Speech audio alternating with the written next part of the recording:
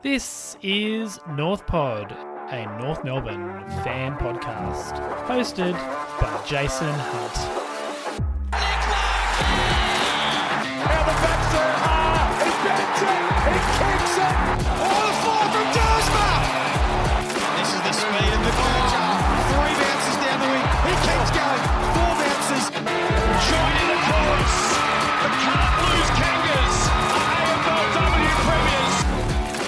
Hello, welcome back once again to North Pod, and a great first half, but disappointing second half, and you could tell the Pies were just about to adjust and respond a lot better than us. I think that there was some signs there pretty early on in that third quarter before that fourth quarter blowout came.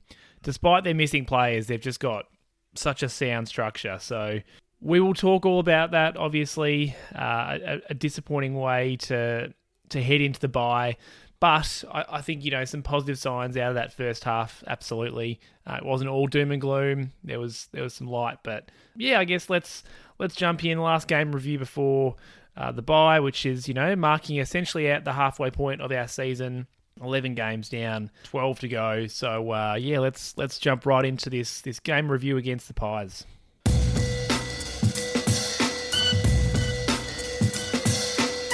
So, Roo review time, there were some team selection updates and changes. Despite the win, a couple of omissions. So, Bailey Scott and Zane Dersma, the two that were the subbed and the sub, if that makes sense, from last week, were omitted. I think that was not an obvious decision, but definitely, they were definitely the two players that had the least impact last week and probably not in fantastic form, it's fair to say. And Paul Curtis was always going to come back in if fit. There was some concern around, I think it was a quad injury that he did, but obviously was back fit. So he comes straight back in.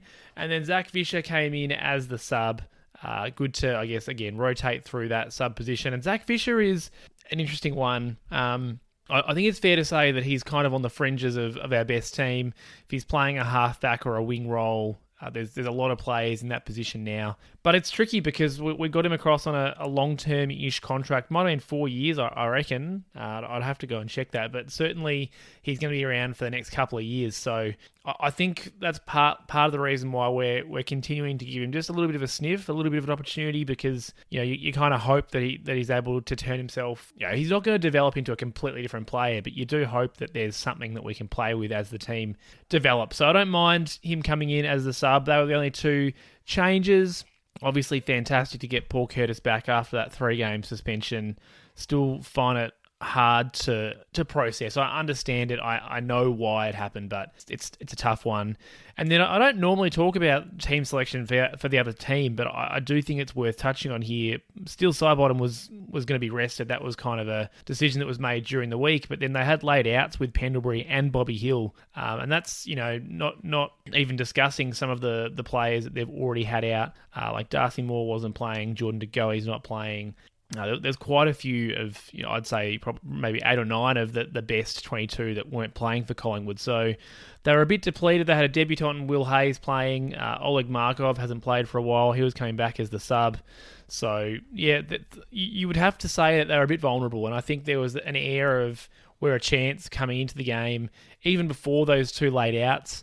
It's an interesting one. Markov came in. This is something that really frustrates me. He came in as the sub, but wasn't even an emergency. He came in outside the 26, however many is selected, which isn't that why we have emergencies? I think probably Collingwood would say, well, because they've had 2 late omissions, they didn't have like a like-for-like for both of those. They've been able to replace one but not the other. And my understanding is that Bobby Hill's late omission was for personal reasons, so I think there's probably some compassion there.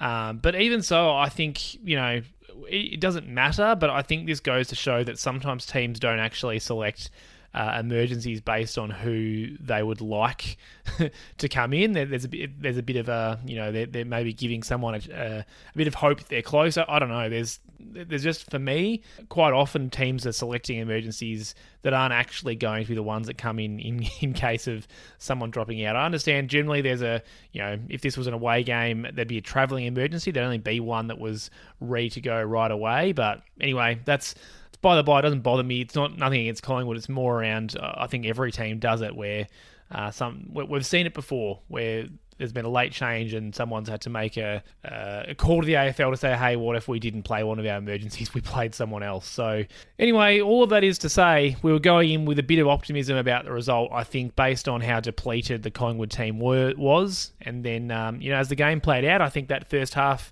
sort of gave us reason to be a bit optimistic about what might transpire. So final score, you've no doubt seen it. North Melbourne 9-9-63 and the Pies 15-18 108. A lot of scoring shots there to the Pies, super inaccurate, particularly early on.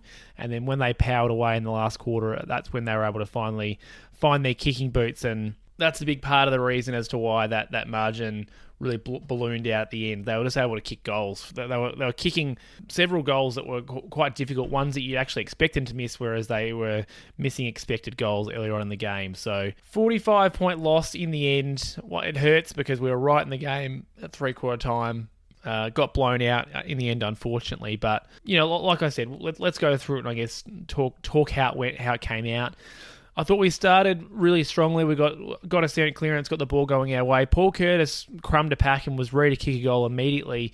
Unfortunately, this went the hand pass over the top that resulted in that player getting tackled. It wasn't the play. He should just keep the goals. So I thought he made an immediate impact, which was promising. He found his way back into the game. Just need to finish his work and kick the goal like we know he's able to do.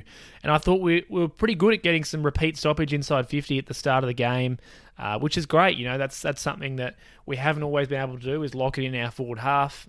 Unfortunately, we're letting the Pies transition it too easily. They early on in the game they were just doing it with a long kick down the wing, and they were able to move the ball up to their forward line pretty quickly, and we just didn't have the structures to keep it in there. So the ball was spending a fair chunk of time inside our forward 50. We weren't able to take, I guess, advantage of that, and then the Pies were then slingshotting out, and that was definitely a sign of things to come. The Pies really got good at, it's not as if they developed the skill in this game, but I thought they learned how to play against us as the game went on, and their slingshot footy became what really cost us in the end. Early on, the Pies were on with their pressure. I mean, holistically, for the full game, they were on with their pressure. They had a lot more tackles than we did. And I don't think it was because we weren't bringing any pressure. I just thought the Pies applied the pressure or applied tackles in a way, let me start again. They applied pressure in such a way that tackles were easier to be laid. We did have more of the footy, so it would make sense that they were tackling us more. And their pressure was higher. Like I said, there was 3 kicks that were smothered pretty unnecessarily at the start of the game. That final smother led to a goal. It was a bit of a moment. I wondered if at that point we were about to see us break, but it wasn't to be. It was a blip, but it was a bad turnover. That was a smother off halfback that just didn't need to be there. And then I thought throughout the quarter it was a bit of a slog. It was a low-scoring first quarter. It was hard to find goals, which is why giving up a goal the way that we did to a smother was disappointing. I thought Finbar Maley was presenting well. He took what I think should have been called a mark, hold it for quite a long time and brought it down, and it spilt out. Didn't get a slow-mo replay, so maybe he was bobbling it a bit, but watching it live, it looked like a mark to me. But I thought he was presenting well, and our transition in our marking game was really nice. We were kicking it well. We were finding the corridor well, except for those smothered kicks, obviously. That was a bit of a blip. But when we were able to execute our kicks, I thought we were kicking accurately and we were actually finding targets, not just going backwards, but we were going sideways, and that allowed us to then find an option. So I thought, our short kicking game was fantastic, and I think potentially it surprised the Pies. They were allowing a lot of uncontested marks for us, which was playing right into the way that we wanted to move the ball at that point. It was really strong. I thought Finn O'Sullivan was fantastic. He was really clean, made a confident start, was kicking it really well and hitting targets and giving himself space, doing that I guess Scott Pendlebury or all the best midfielders create space themselves just with subtle movements, and I thought he was doing that really well. Xerri was dominating in the ruck, took it out at a forward line stoppage and just kicked a goal. It was a brilliant snap, actually. It was one of those ones that you're not sure if it's going to drop in until late, and it just dropped in. That was great reward for effort, because I thought the way that he started the game was really dominant against Darcy Cameron, but particularly against Mason Cox, who he was just ragdolling, which, Mason Cox is a big boy. He'd weigh a fair bit, he'd be strong. But yeah, Xerri was just ragdolling him, so he had a really good quarter. I thought the umpires were really hot on short kicks. There was a lot of not 15 play on calls, which is, I think they were relatively consistent with, but I guess it's just a continuation of what we've seen over the past month or so, that the AFL is really trying to get the play to move on quickly, and they don't want these short 15-metre kicks. So I feel like anything that the umpire was unsure about was paid. There was one late in the game that Toby Pink marked that I reckon went about 25 that wasn't paid. But like I said, just I guess you had to adjust to that and know that if you were receiving a short kick, you have to be ready to play on. And for the most part, I thought we did a good job of that. Dylan Stephens was playing really well. He won an important free kick with a loose footy at half-back and chased it down and won a high-contact free tackle. So, yeah, I thought he was fantastic again. He's been a real surprise packet this year and was finding plenty of the footy in the first half. Toby Pink, I just mentioned, I thought he was intercepting and playing off his man superbly. So continued on his great form after that big last quarter. And I'll talk a little bit more about him as the game goes on. The long kicks, I guess, a lot of things are working well for us in that first quarter. It was just finishing our work and kicking inside 50. We were most of the time just bombing it long to a contest, and that wasn't working. We know that hasn't worked for us for a long time. So I guess it's a function of what the Pies were allowing us to do. They were dropping back. They weren't pressing up. So that's why we were able to get those uncontested marks, and then inevitably we'd have the ball sort of 70, 80, 90 metres out from goal, and we just didn't have an option after that because the Pies had dropped back into you could call it a flood, but it's just what every team does these days, is all of their players are behind the footy defending, so we had to kick long, but that wasn't, it's what the Pies wanted us to do, because we kick it long and then they would slingshot out and invariably score and often kick a goal. Well, the first quarter not so much, but certainly as the game went on, that's what happened. So yeah, that's something that we have to look at when we get the ball in that position, when it's been a slowish play. What are our options other than bombing it long, or do we fiddle with our setup so that we're not just kicking it to Jeremy Howe, who's going to punch it out of bounds or take an intercept marked? He was coming off his man and jumping at it consistently. Jeremy Howe, it's what he does. We didn't allow him to take a specky, so that's a win, but he certainly had a couple of big fists that just cleared the area and ruined our work. So yeah, I guess there was a bit of a lack of reward for our effort in that first quarter, and then you see inevitably what happens with us. Jeremy Elliott kicks a goal after the quarter time siren. You could almost write that script. We love conceding a red time goal. And it was a weird feeling at quarter time, because I think there was a sense that probably we should have been ahead. We weren't, and partly that was because we weren't able to finish our work inside 50. But inevitably we go into it's 9-17 at quarter time, so really low scoring in that first quarter. And then it opened up in the second quarter. We kicked 5 goals to their 3 in the second quarter, and this was definitely our best quarter for the game. It started quickly immediately. There was 3 goals, 2 to us, 1 to the Pies. In the first maybe 2.5 minutes of that quarter, which nearly equaled the amount that we had in the first quarter overall. Larky kicked his goal and then went up the other end. Lockie Sullivan kicked a goal, and then Zurhaar somehow from a snap that bounced through. Jack Darling nearly touched it through. I don't think he kind of realised that it was going to be a goal, but those 3 goals really kick-started the second quarter and meant that it was a bit of a higher scoring game. Our transition and moving through the middle of the ground with precision was really nice. There was one that started with Toby Pink, who laid a really nice shepherd at halfback and allowed our halfbacks to have that time to then make some clean decisions and transition the footy. So, the Pies weren't able to adjust at quarter time. They still allowed us to have those uncontested marks. But by the same token, we just keep hitting them. There was many kicks that I think in any other game we're probably turning over a couple of them, and all of a sudden maybe you go into your shell a bit. But we just kept hitting those targets in the middle. We saw Finn O'Sullivan. I thought Riley Hardeman was doing a fantastic job as well. Caleb Daniel. Those halfbacks were really good at doing a good job at moving the footy pretty quickly, or switching it if it was a slower play and we had to find some room.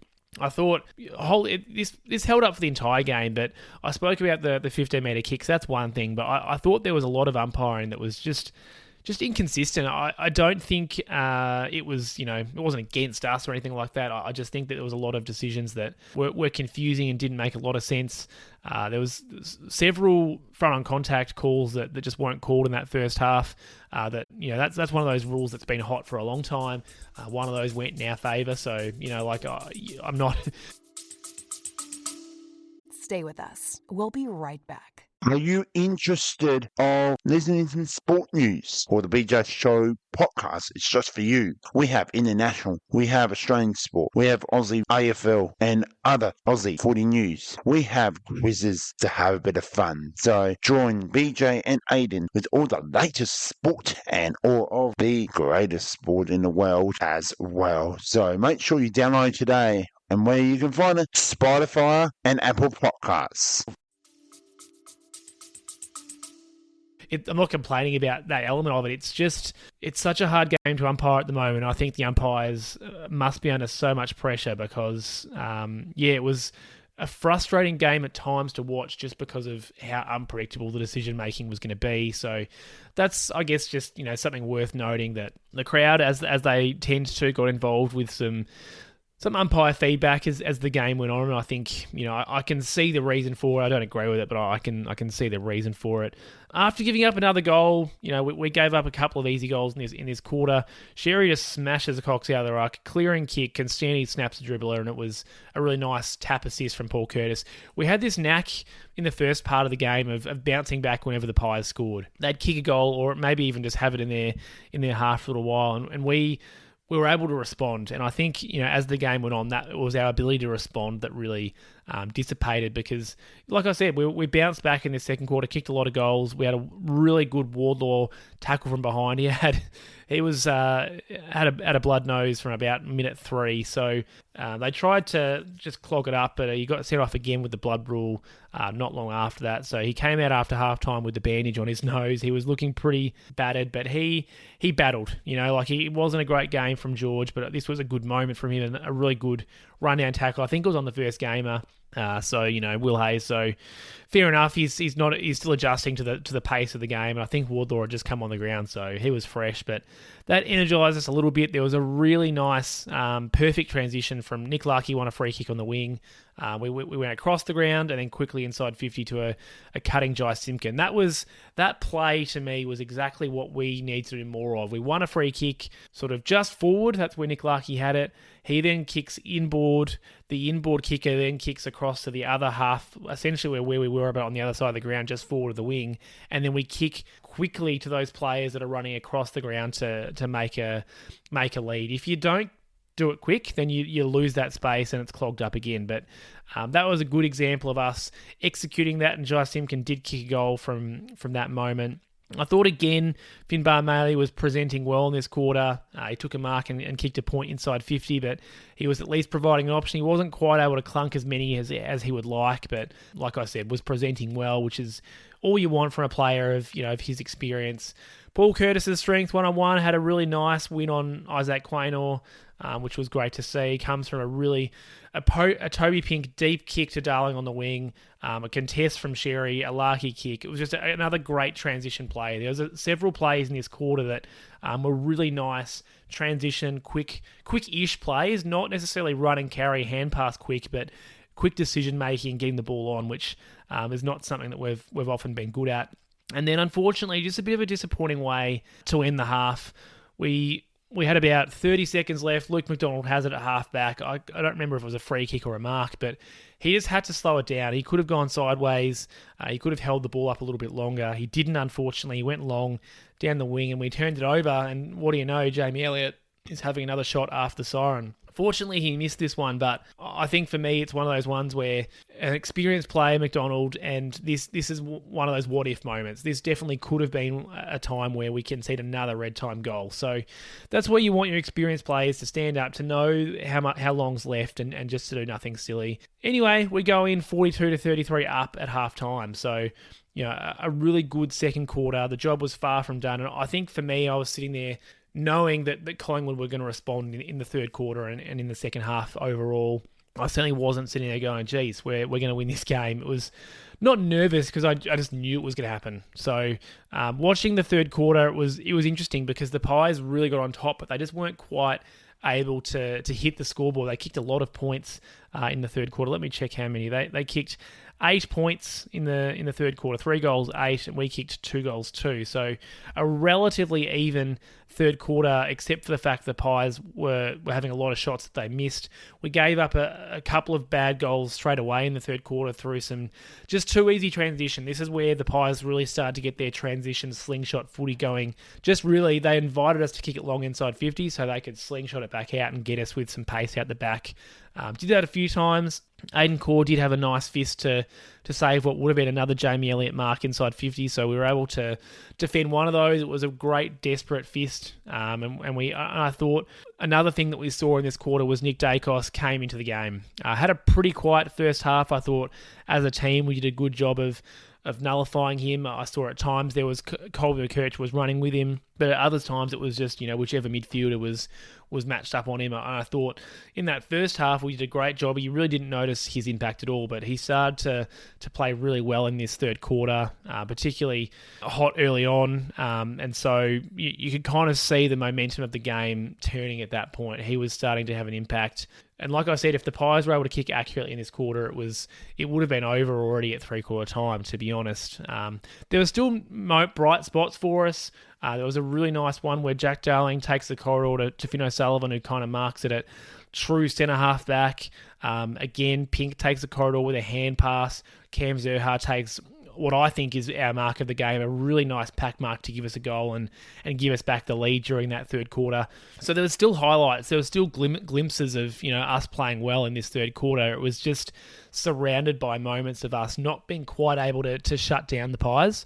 And so you could see that there was a bit of an avalanche coming. It started, they just weren't able to finish their work. And unfortunately, from about the middle point of this third quarter, you can kind of see the writing was on the wall. I didn't necessarily think it was going to go as far as it did in that last quarter, but you could see the Pies were on top. And their system, their game plan was working. We weren't able to stop them from getting those launches off halfback and then just run.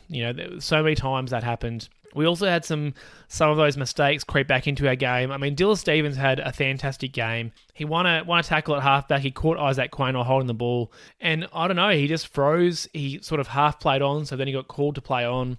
He didn't know where to kick it. He had options down the middle of the ground, but he ended up just punting it onto the wing where there was absolutely no one. I don't know how we went from having the free kick at centre-half back to that the Pies kicked a goal from that turnover. And I think whilst that wasn't the straw that broke the camel's back or anything like that, I do think it was a little bit emblematic of what was to come in terms of we made some mistakes and the Pies actually started punishing us.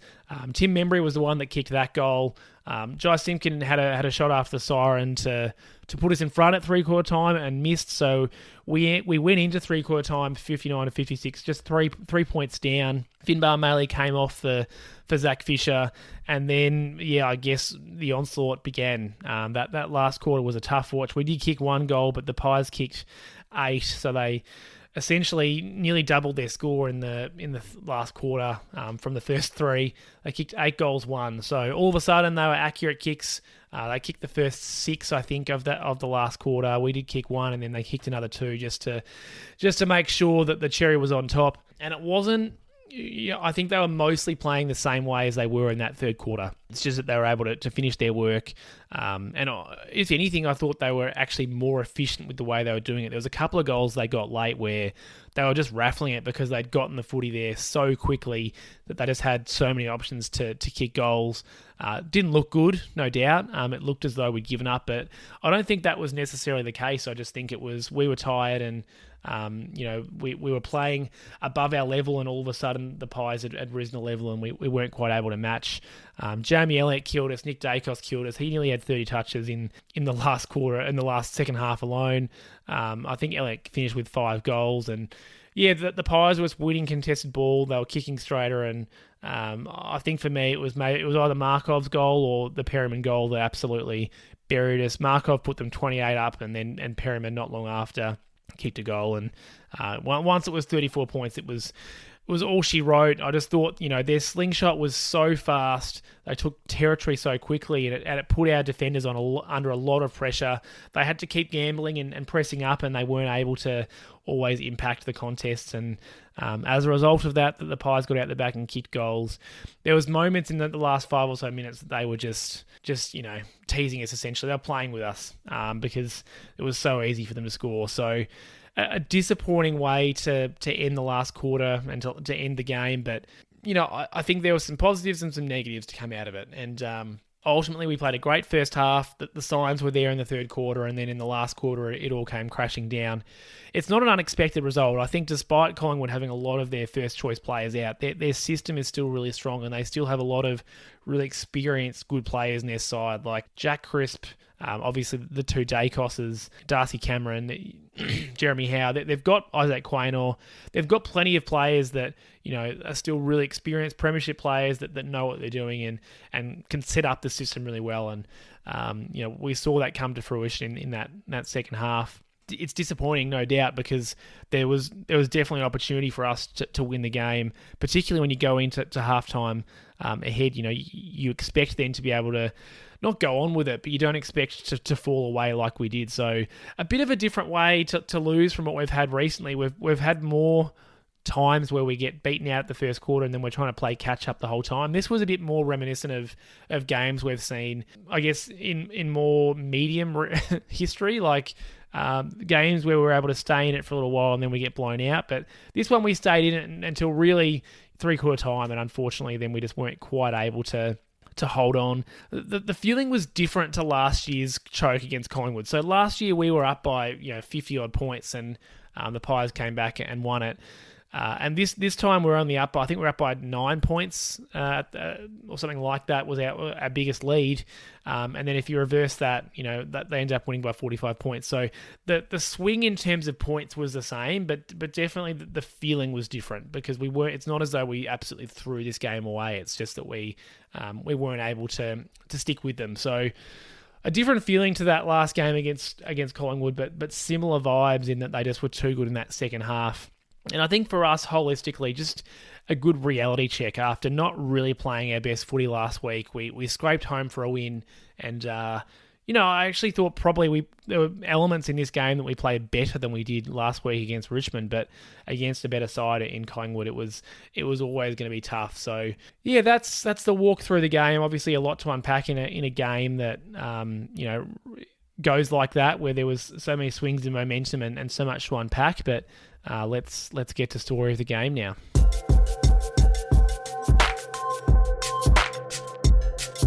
So on one hand, you could say that the Pies' inaccuracy flattered us early on in the game, because no doubt they were inaccurate. They were inaccurate in the first half, and then particularly in that third quarter. But I do think that would undervalue how well we played. I think the fact that we were able to create that uncontested marking game in the first half and move the ball with that precision with a view to getting it in the corridor was really promising. The Pies weren't able to stop us doing that until that third quarter, until they'd had a more sustained chat about it at halftime. I thought Riley Hardeman and Finn O'Sullivan and Cale Daniel were fantastic in facilitating that. And as was Pink, to be honest. He was, for a larger, taller player, I thought he did a good job of transitioning the footy as well. So to have our defenders play a good offensive game was fantastic. It's something that we've not really seen this year consistently, is that ability to get that uncontested mark chains building up. It's not something that we've been able to do. So that's promising. And the final tally was 115 marks, 76 marks. So we, across the game, were able to contain possession of the footy and hold it up. But the second half, that really evaporated. The ball movement gave us territory, but too often we were bombing it long and the Pies were just handling it. And then that meant a lot of our good work went unrewarded because they were launching it from half back. They would just launch straight either up the middle of the ground or down the wing, wherever it made sense for them to do it.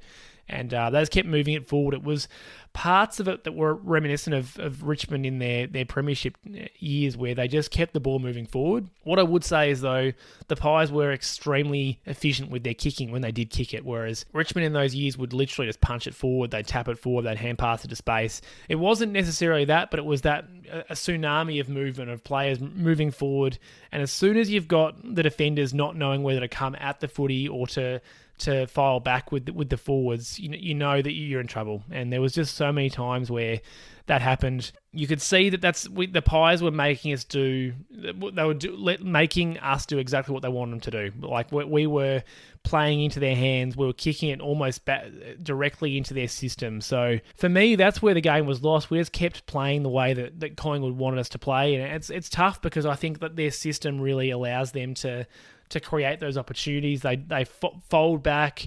And I think in the second half, the big difference was they didn't fold completely back. They did press up on us when we sort of started getting it to the middle point of the ground, which put pressure on our kicks a little bit earlier, which ultimately meant that often we were turning it over more at half back as opposed to deep inside forward 50. That made it easier for them to launch their scoring missiles going the other direction. So, look, a lot to unpack in terms of our team defense, because I think that's really what let us down the second half. We turned it over and we weren't able to then put the clamps on Collingwood and stop them from kicking goals. So many times, forcing us to kick long to contest and just backing themselves in.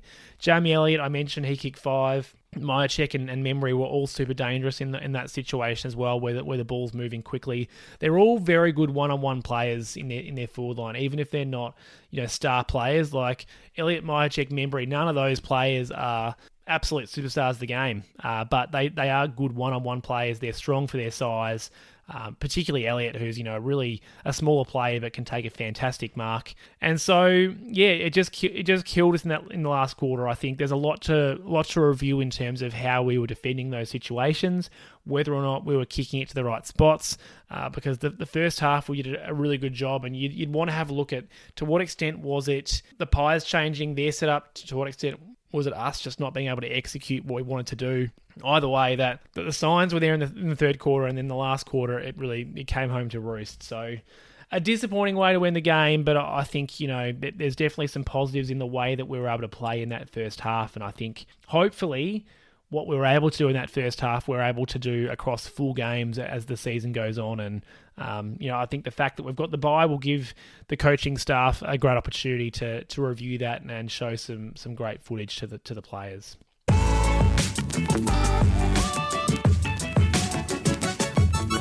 Shinboner of the week time. It was a tough one for me to find, a standout play or player or moment. And I think I mentioned it in Rue Review, but Cam Zurhaar's mark was, I think, for me, the highlight of the game. A really nice contested mark, almost spoiled by Maley, who nearly stole it from him. Jeremy Howe was Jeremy Elliott. Jeremy Howe put the two together. Jeremy Howe was in the contest too, so, he's no slouch. It's great to take a contested mark in that situation. He got up high.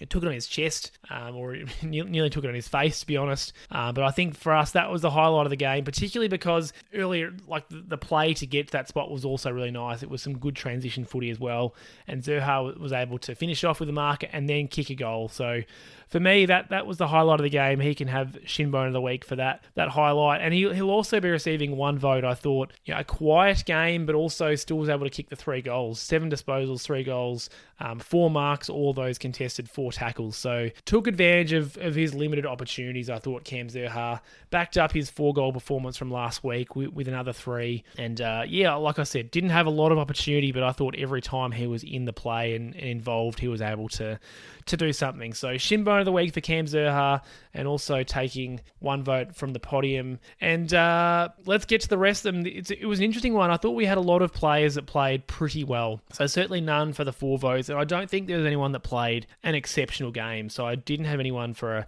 a 3-vote game either, but I do have several 2s and 1s. I've mentioned most of them. Riley Hardeman is the first one I want to talk about, who's getting 2 votes. Definitely his best game for the club. 28 disposals, 10 marks, nearly 800 metres gained, 5 inside 50s, 5 intercepts. And I thought just exactly what we were hoping he was going to turn into. Penetrating, low bullets, really nice left foot kicks, generally retained possession as well. I thought his disposal was was pretty strong. The fact that he's that strong body and he's a sound defender too is it's pleasing for that development of our back six, back seven. I think he's got a real future in the side because he's able to do both those things. He's not just a one-dimensional distributor or defender. So a fantastic game from him, I thought. Like I said, best game that he's played. He hasn't played many, but definitely the best game he's played, and showed that what he can do if we get the ball into his hands more often. I thought, he was consistent across the whole game at distributing off half back. Another that was spent a little bit of time in the back half of the ground, but mostly on that wing, Dylan Stephens, 23 disposals, 12 marks, 3 tackles, about 500 metres gained, had a goal assist. Had that shocking blunder near the end of the third quarter that I mentioned, where he had a really nice rundown tackle and then just froze. But aside from that, I thought had another strong wing performance. Would be close to our most improved this year, I think, Dylan Stephens. He's been fantastic, and I've got to put my hand up. I didn't see this coming from him at all. And thank goodness, because with the decline of Bailey Scott, we needed to see someone else step up on the wing, and Dylan Stephens has been able to do that. So another really nice game from him. Continued to hold his shape and be that releasing option wide. Didn't get sucked into contests and sucked up towards the contest at all. I thought he played a really nice game, so 2 votes for him. And then the final 2 voter, Toby Pink, who possibly was owed 2 votes last week, only gave him the 1, but he definitely deserved the 2 votes this week. 13 disposals, 7 marks, 1 contested, 2 tackles, 6 intercepts, went at 92% disposal efficiency, 6 spoils. Had the bigger moments last week, like had those really significant moments in that last quarter of last week, but I think this game consistently was a strong showing, and he looked like an experienced key defender out there. It was really interesting to watch. I think he's another, like Dylan Stephens, who I just mentioned. I've got to owe him an apology. I didn't see him playing to this level. I didn't see that he had this in him at all. But he's more than held his own the last couple of weeks, Toby Pink. And again, thank goodness, because we've got issues with Griffin Logue and even Aiden Core, who I don't think had a great game in this one. We've definitely got options for key defenders, but we don't necessarily have standout options. And I thought Toby Pink has made a really good case for himself the last couple of weeks. This was a really assured game. He took nice marks and then he moved on quickly. Or he came off his player at the right times, I thought, as well. So Toby Pink, 2 votes. And then we go to the ones. I've mentioned Cam Zurhaar. He got 1 vote. Tommy Powell, I thought, was probably our best midfielder. 28 touches, kicked a goal, 5 marks, 3 tackles, 4 clearances, 4 inside 50s. Just a solid game. I think played his role. The goal was a really nice left foot snap on his non-preferred, crumbed a marking contest. Would love games like this to be his floor. It's not an easy thing to do, but I think, he was probably our best midfielder. The fact that he was able to go forward and kick a goal really helped. And, if we think about getting a 1 as essentially being you played your role, I think Tommy Powell played his role in this game. Caleb Daniels, similarly, I think played his role. 30 disposals, 4 marks, about 550 metres gained, 2 goal assists. And I think he was a big part of our success with ball movement in that first half, so deserving of the 1 vote. Tristan Xerri, I mentioned, I thought he started the game really strong and was really dominant, but I think his impact waned a little bit as the game went on, and then when the game was over in the last quarter, we sat him out, which is fair enough. I'm not knocking him for that. I still think he won the battle with Darcy Cameron, particularly when he was going up against Mason Cox, but only just. It wasn't overall a dominant performance, but he finished with 17 disposals, kicked a goal, which was with that really nice snap, 3 tackles, 31 hitouts, 8 of those to advantage, 7 clearances, had the 1 contested mark. Still would like to see him marking around the ground a little bit more. Some other 1 voters, Charlie Comben, 18 disposals, 10 marks, 2 contested, 7 intercepts, 11 spoils, 89% disposal effectiveness. Played his role without much flashiness. He has those games where he takes a lot of intercept marks and you notice him. I don't think he was super noticeable in this game, but I thought that he played his role to a T. The 11 spoils says that. He was able to get to a lot of contests. To be honest, I probably have owed him a vote or 2 over the past couple of games. Sometimes I've finished the record and I've been thinking about the next day and thought, probably in terms of 1 vote, Charlie Comben's been doing his role most of the time, even if it hasn't been as flashy. So definitely got him in for a vote with this one. I was particularly impressed with his disposal and decision making. That's not always been a strength of his in the back half, but didn't really make a mistake in that area in this game. So definitely had to get him in for a vote. And the last one, Finn O'Sullivan, I think for him, the stats don't tell the full story for him.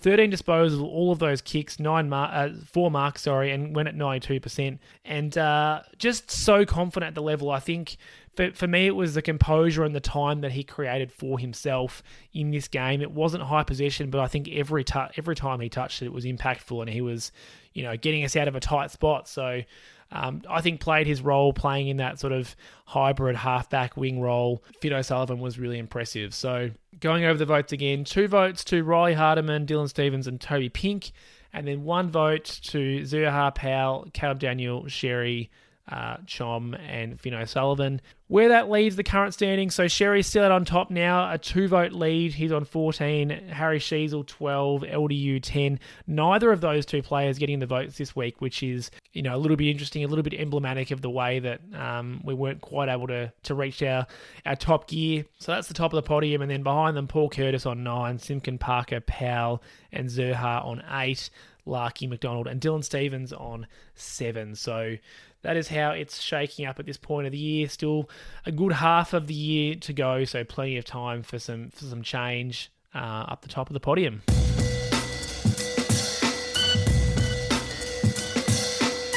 This point of the podcast, just like to thank all of my loyal listeners for listening and commenting and contributing to the show. I really appreciate it. If you could share the podcast with any North Melbourne fans that it really helps and it makes a big difference.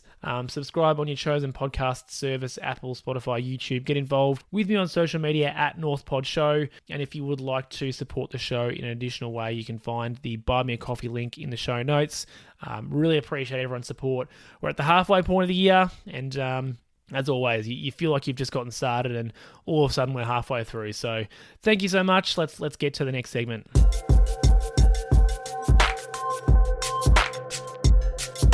Kanga clipboard time, and not for the first time, and it won't be the last time, a marking small forward got a hold of us in this one. Jamie Elliott's 5 goals really hurt. When the game was tight, he was kicking goals. So as the game went on and it became a bit more disparate, he wasn't necessarily having an impact in that last quarter, but when it was tight, he was the one finishing their work and keeping them in it, so to speak, at least on the scoreboard. This is one of those ones where having Jackson Archer would have been a really good matchup for him. I don't know that it would have been perfect. We saw Bobby Hill take Jackson Archer to the cleaners last year, and he's still a developing player, but with Bobby Hill out, I definitely think that Jackson Archer would have been a great option. And whilst offensively and individually our defenders were strong in this game, I think we allowed the Pies to score far too easily. 33 scoring shots to 18, and their efficiency was far better than us once they got it inside 50, 14% better. So for me, whilst our defenders were really good at getting the ball down the ground fast and having an impact, defensive system-wise, we just weren't able to hold up, and that's why Elliott's able to get on the end of so many opportunities and kick the 5 goals. The ball movement speed was a big part of it, but there's more to it. I thought, Luke McDonald lowered his colours again, which is rare this year. I thought he's had a really consistent year, but was definitely beaten. He did spend a fair bit of time on Jamie Elliott, not all of it, but a fair bit of time. Aiden Core wasn't impactful except for that one massive spoil. So it's easy to point the finger at individuals, but I think defending as a team is the issue. As we know, if the ball's coming through the corridor quickly, it's really hard for our defenders to do anything about it because, the Collingwood player is going to make a lead, and there's only so much you can do about that if the ball's coming in fast and you haven't filled that space. So, their handballing chains and sucking in our spares up the ground just worked too often. And that's what I was, I guess, alluding to at the end of the review segment is you've got to review what led to those breakdowns. Like once Collingwood gets the quick kick out of defence, what are we doing as a team to make sure that we're able to shut them down at that spot rather than allowing them to just keep shuffling the ball forward and then eventually getting out the back. So, it's easy to point to Elliott and then say, hey, Luke McDonald's fault. But I do think it's more complicated than that. I think the team defense, which has been an issue for us all year, as our midfielders aren't great defensively in terms of setting up the ground and and marshalling them that way. We've got to find a way to do that better because it's hurting us too often. The next point here, I thought we did a really nice shutdown job on Nick Dacos in the first half, but he nearly had 30 touches in the second half alone. When that starts to happen, I prefer that we give a bit of structure and clamp him. We were playing a team defense in the first half, like I mentioned. When that starts to not work, I think we've got to revert to type and then figure out who can play mostly a shutdown role on him. The challenge is I don't know who does that in our current makeup. He's too damaging of a player not to do it. So, look, George Wardlaw probably doesn't have that mindset in him. He's a great tackler and he's a good defensive player, but he's see ball, get ball. I think I'd be really careful about trying to reprogram him to play a defensive role just because he has those good fundamentals. Maybe Tommy Powell is one that you could, but like I mentioned, I thought he was probably our best midfielder. So do you rob Peter to pay Paul? I'm not too sure. Luke Parker's too slow. LDU giving up too much if you ask him to play a defensive role. Maybe Jai Simpkin's the other option, so Tommy Powell or Jai Simpkin, but that's where maybe not selecting Will hurts. I know it's easy to say that when he did such a good job on Nick Dacos last year. It doesn't necessarily work every time you do it, but I think the people that are calling for Will Phillips to be in the side are calling for it because they know that he's pretty sound defensively. He's a good grunt player and does those unselfish things. So, look, I don't think it's a mistake to not do it because we saw in the first half we were able to execute a plan to at least nullify Nick Dacos. But when he started to get a hold of us in the third quarter, I would have liked to see an adjustment. I know that if you try and clamp a player like that, you give up some structure, but when it's not working anyway, like the structure isn't working. So at what point do you just say, let's deal with him, or at least try to deal with him and then figure it out around that. Anyway, like I said, I don't know that we had the player to do it, but it's worth discussing, I think. And then this is going to be one that sounds like, how long has this been the case for? But Tommy Powell's crumbing goal, to me, points to a larger problem. He kicked one, and then Constanti kicked one, but who else is dangerous at ground level when the ball hits the ground? Cam Zurhaar sometimes, but we know that he's someone that also likes to fly for his marks. I just think we're a little bit too marking heavy in that forward line, particularly when we're not players that can absolutely clunk them all the time, but we're just mark first players. So I mentioned Zurhaar, he's a mark first player at times. Larky, Darling, Curtis, and Maley are all, I think, their primary way of kicking goals is to mark it. So it leaves us with not a lot of ground level threats. Curtis can obviously be a ground level threat at times, but he's such a strong marking player that he plays a very similar role to Jamie Elliott in that he's a small that can mark on the lead.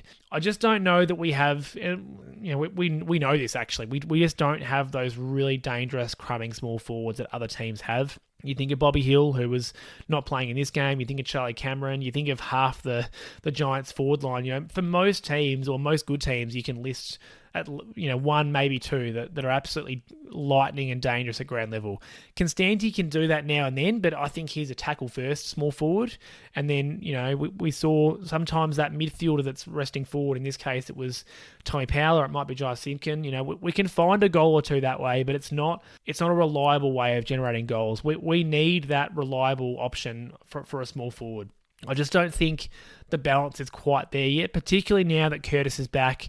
I think the fact that Maley got subbed out at three-quarter time speaks to the fact that we knew that we were a little bit too tall or marking focused in that front half, and just didn't have the options. We're kicking it long to a contest so often, but then we don't have those players that can just create something out of nothing when the ball hits the deck. So nothing new for us. We've known that. You see Nick Watson running around for Hawthorn and you wonder, what if?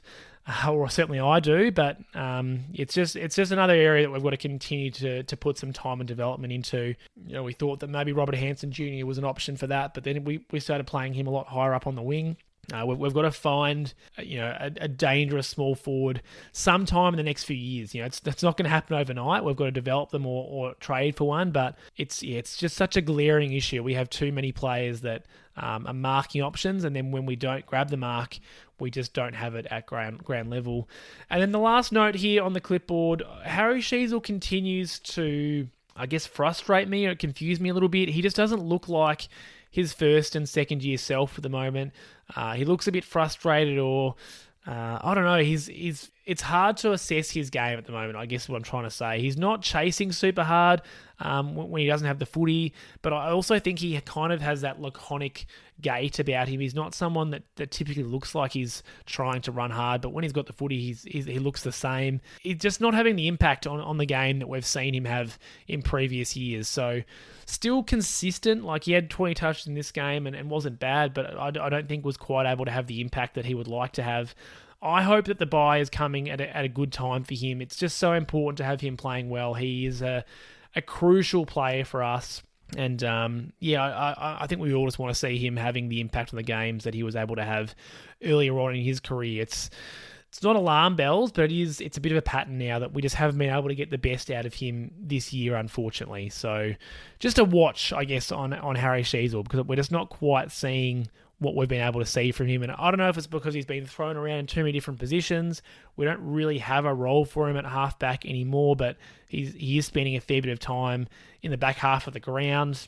The midfield, he's been spending virtually zero time in the midfield of late. We've seen a little bit of him forward. I don't know. It's just one to watch for me, because I think there's opportunity for growth there in terms of his output for sure, because we're not seeing from him what we saw from him the last few years.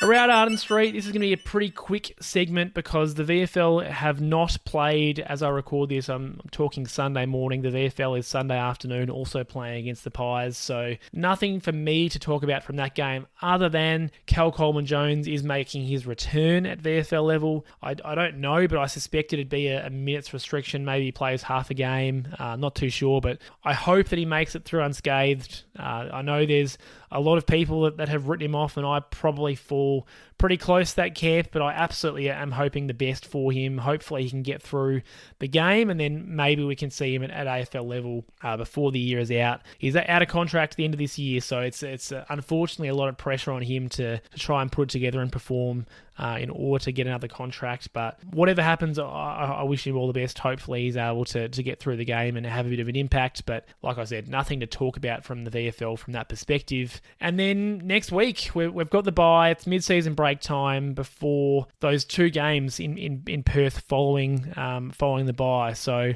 hopefully everyone's able to rest up a bit and have some me time, as it were. No doubt there'd be, a couple of days away from the club to rejuvenate. And then, like I said, over to Perth. I believe we're staying over there for the week. So hopefully a good opportunity for the lads to bond and gel together as a group and just holistically launch into the second half of the season with, I certainly hope that we're able to win a couple more games in the second half. We've got West Coast, we've got Melbourne and Richmond again. You could look at St Kilda and maybe even the Swans as winnable games, and you never know, you can always pinch a game. So, I'm certainly hoping that we're able to win 3 or 4 in the second half of the year and come home a little bit stronger. We've certainly seen some signs that we're starting to put it together in the last sort of month or so. So, there's an opportunity for us, I think, to start taking some steps up the ladder. We're still sitting second bottom. We need to win another game to go past Richmond, assuming that they don't win a game between then and now. And then for me, it's about, all right, it's literally baby steps. Get to 16th, and then can you push up to 15th or 14th? And can we finish the year ahead of someone like Melbourne or Port Adelaide or St Kilda if they continue to spiral a little bit? That's what you've got to hope for, particularly because we've given up our first round draft pick for this year. We're sort of banking on improving a little bit, and we have improved a little bit, but it's whether or not that's going to translate to a move up the ladder, which is the concerning part. In terms of next week for me, I think I will do a bit of a mid-season review type thing. We'll just have to wait and see. Life is pretty busy for me at the moment, so if you don't see an episode, it's probably because I've got swamped and I've taken the opportunity to also have a bye week, but at this stage I do plan to have a podcast, so we'll see how that goes. Either way, you will definitely hear from me after the West Coast game, which is the first of our 2 Perth games, so we'll be chatting with you then. Thank you once again for listening. It's really appreciated. I know it's not necessarily the thing that you maybe want to do after a loss is listen to someone talking about it, but I do appreciate the people that comment and just listen to me rambling about footy. So thank you again, and let's hope for a restful period for the lads, and we can launch into the second half of the season. Speak to you soon, and as always, Go North. Thanks for listening to another episode of North Pod. If you give me a rating or review on your podcast service, that would be much appreciated. And please follow me on all social media at North Pod Show. I'm on X or Twitter, Instagram, YouTube, TikTok, and I'm also very active on the North Melbourne subreddit. Hope you'll join me for the next episode.